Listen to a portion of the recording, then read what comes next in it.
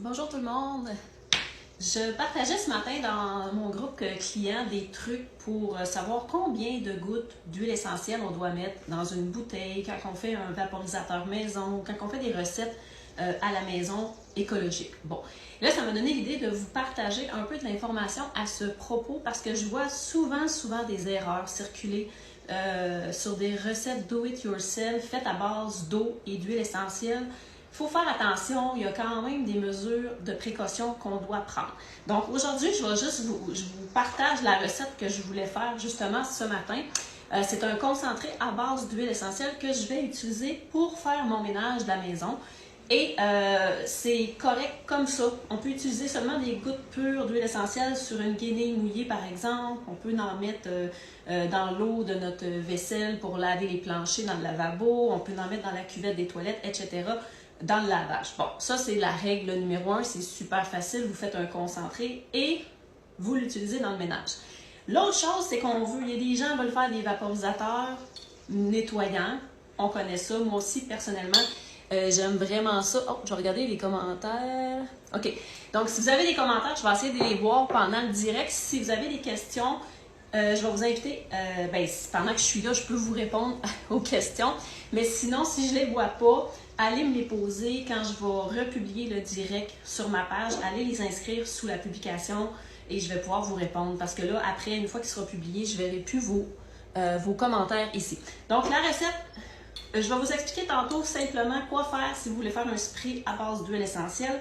Mais là, je vais vous donner ma petite recette toute simple à base de 4 huiles essentielles pour utiliser sur les comptoirs avec une guenille mouillée. Donc, premièrement, je vais mettre en proportion égale des huiles essentielles qui sont reconnues comme antiseptiques, antimicrobiennes, antivirales, antifongiques. Là, ils ont vraiment des belles propriétés. Et c'est une synergie que j'avais déjà vue passer sur le site de Lab Aroma. Donc, je ne l'ai pas inventée, mais quand même, c'est sûr que dans mon forum d'aromathérapie, j'en ai beaucoup de recettes comme ça.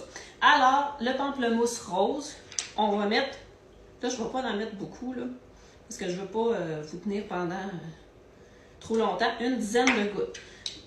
Ensuite, le pamplemousse rose, comme je vous dis, il a des belles propriétés. Et il faut faire attention avec les huiles essentielles d'agrumes.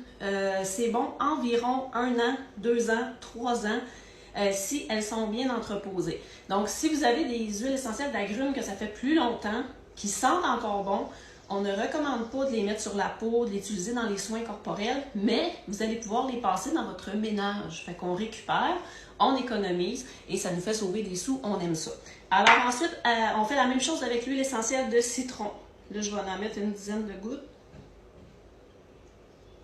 Le citron, même chose que le pamplemousse, c'est bon 1 an, 2 ans, 3 ans, s'il est bien entreposé à l'abri de la chaleur, à l'abri de la lumière, mais sinon, passez-les dans votre ménage. C'est ça. Ensuite, l'eucalyptus citronné, qui a vraiment des belles propriétés et même antiseptique aérien. Donc, on aime ça quand on fait le ménage et ça sent bon.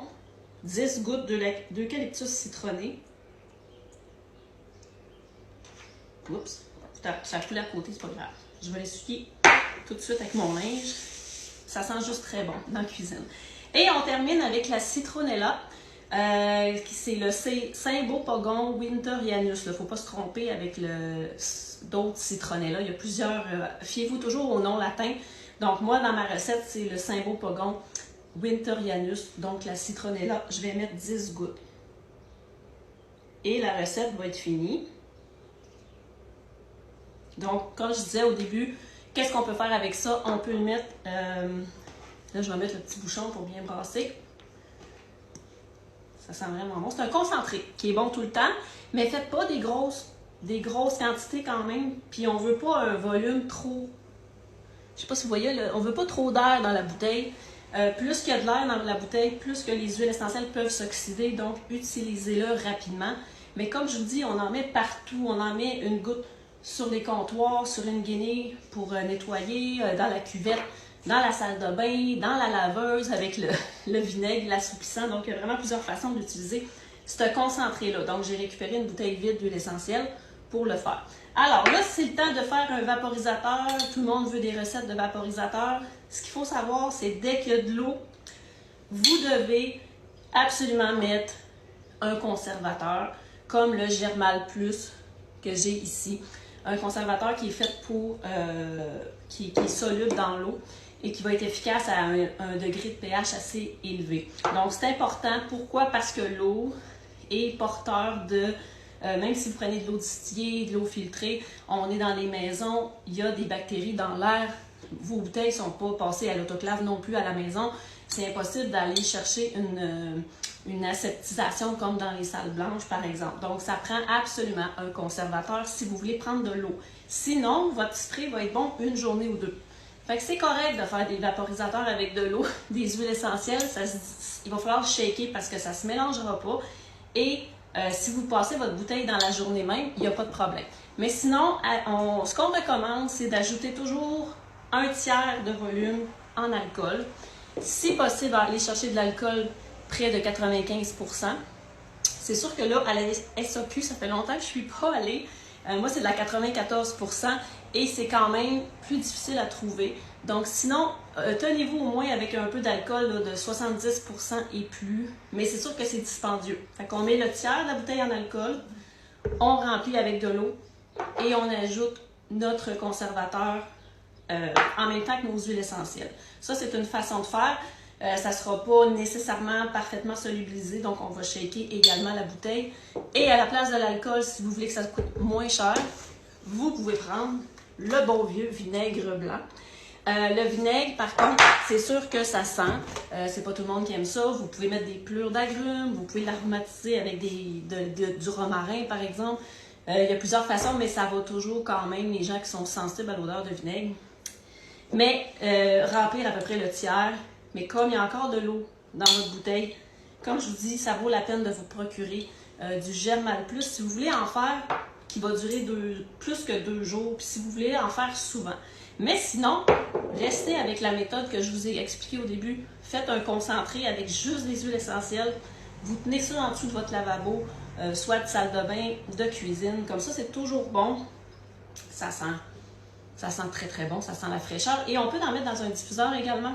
Dans la voiture, on peut en mettre sur des petits bijoux diffuseurs. Donc, il y a vraiment plusieurs façons. Là, il faudrait que j'aille voir les commentaires. Je suis pas à bonne place, là. J'ai de la misère avec ça. OK.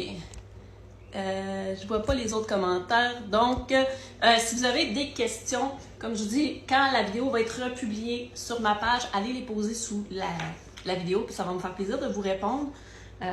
Puis c'est ça, les huiles essentielles. Ah oui, aujourd'hui, on a un spécial, la citronnelle. Elle est gratuite à l'achat d'un mélange qu'on a chez doTERRA. Donc, si ça vous intéresse également, écrivez-moi.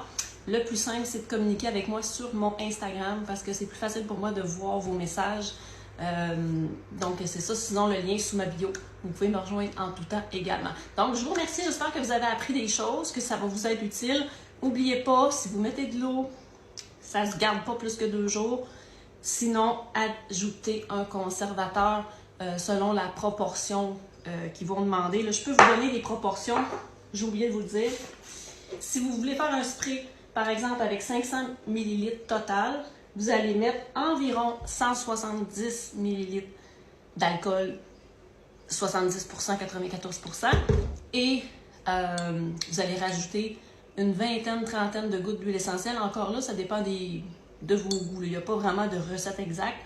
Et vous allez rajouter 2,5 ml de Germal Plus pour un 500 ml total de spray.